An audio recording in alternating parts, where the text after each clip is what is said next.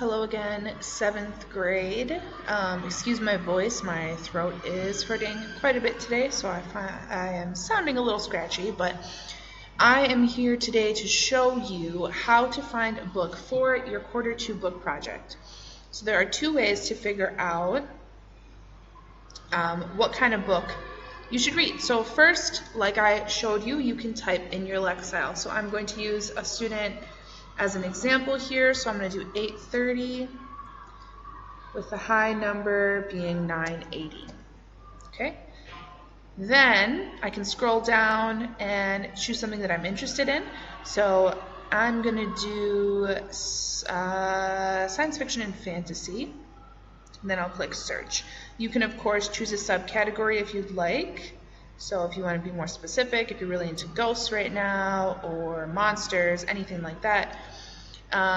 You can do books in a series if you want to find something to read for the rest of the year, or if you're interested in really famous books, an award-winning book. Click search. And here are some suggestions. So 2,174 books. So no one can tell me tomorrow that you couldn't find a book. There are plenty of options. Some of these books may not be particularly easy to find in Kuwait, so please make sure you look for a lot of different options. Like I told you in class, your book needs to be at the high end of your Lexile. So the Lexile that I put in was 830 to 980.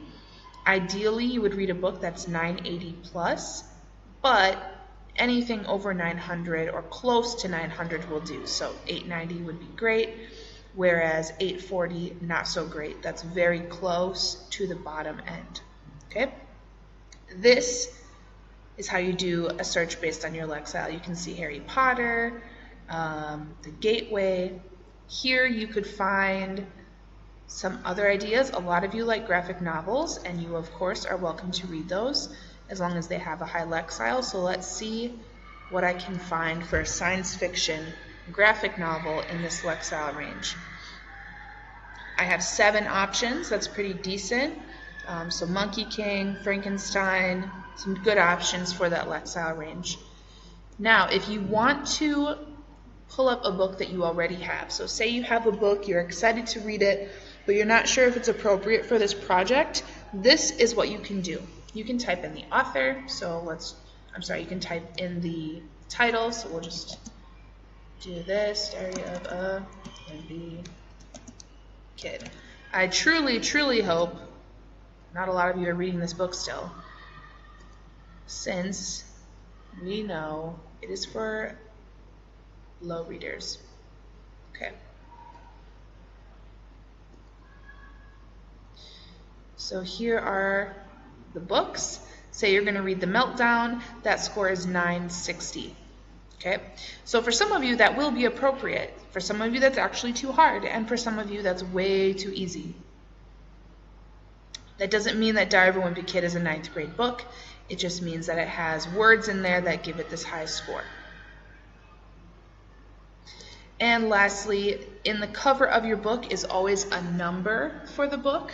It's called an ISBN. So if you cannot find your book title for whatever reason, you can go to the title page where the copyright information is and type in the number that comes after the ISBN letters.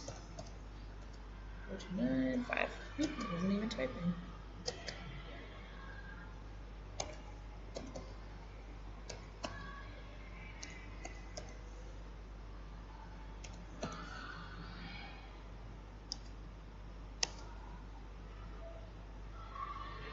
Okay, so I just typed in this number from the inside of a book that was on my desk, and here I have it. When you click on the title, you can also find it on Amazon. If you look in a library, that's going to be a library in the United States. Of course, you can look in the library at school. Maybe the Kuwait library has it, or you can head to the bookstore.